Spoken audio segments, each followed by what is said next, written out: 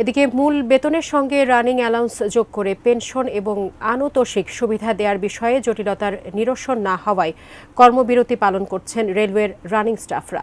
এর ফলে গত মধ্যরাত থেকে সারা দেশের মতো খুলনাতেও ট্রেন চলাচল বন্ধ রয়েছে। বিস্তারিত জানাতে খুলনা রেল স্টেশন থেকে সরাসরি যুক্ত হচ্ছেন বিভাগীয় প্রতিনিধি মোহাম্মদ অসীম। অসীম, কি অবস্থা জানাবেন? খুলনা রেলওয়ে স্টেশনে কি অবস্থা? যাত্রীরা সেখানে নিশ্চয়ই আছেন, ভোগান্তিতে পড়েছেন। এই মুহূর্তে সেখানকার পরিস্থিতি কি?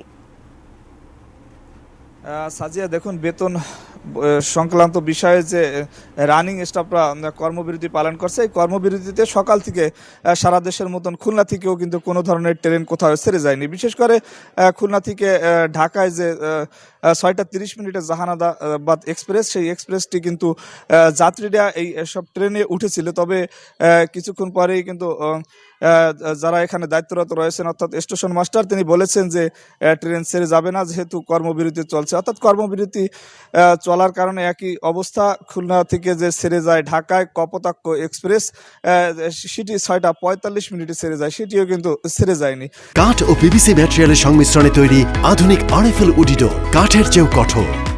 ছেড়ে না যাওয়ার কারণে যারা এই যাত্রীরা বিভিন্ন গন্তব্যে যাওয়ার জন্য খুলনা রেল স্টেশনে এসেছিল, তারা কিন্তু দুর্ভোগে পড়েছে, চরম দুর্ভোগে পড়েছে। তারা বলছেন যে আসলে এই একটি সমাধান দরকার ছিল। আগে থেকে তারা টিকিট কেটে রেখেছে, তারা দূর দূরান্ত থেকে অনেক জায়গায় যাবে, কিন্তু তারা এখন যেতে পারছে না। সে কারণে তারা কিন্তু চরম বিপাকে পড়েছেন। একই সাথে আপনাকে একটু জানিয়ে রাখি যে আসলে খুলনায় কিন্তু আরেকটি, অর্থাৎ ট্যাঙ্ক লরি শ্রমিকদের কর্মবিরতি চলে। সে কারণে কিন্তু পরিবহনে তেলের সংকটে পড়েছে। সে কারণে তারা যে ট্রেন বন্ধ, একই সাথে পরিবহনও কিন্তু পাওয়া যাচ্ছে না। সে কারণে খুলনার অঞ্চলের যাত্রীরা চরম দুর্ভোগে পড়েছে। আমি কিছুক্ষণ আগে কথা বলেছি খুলনার যে রেলওয়ে স্টেশনের স্টেশন মাস্টার জাকির হোসেনের সঙ্গে। তিনি বলেছেন যে তার কিছুই করার নেই। ঊর্ধ্বতন কর্মকর্তাদের সাথেও কথা বলেছেন, তবে এখান থেকে কোনো ট্রেন ছেড়ে যাওয়ার কোনো সম্ভাবনা নেই।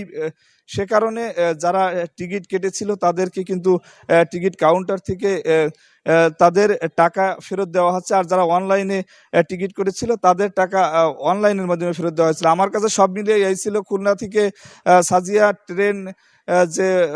ট্রেনে যে রানিং স্টাফরা কর্মবিরতি পালন করছে তার সর্বশেষ খবর।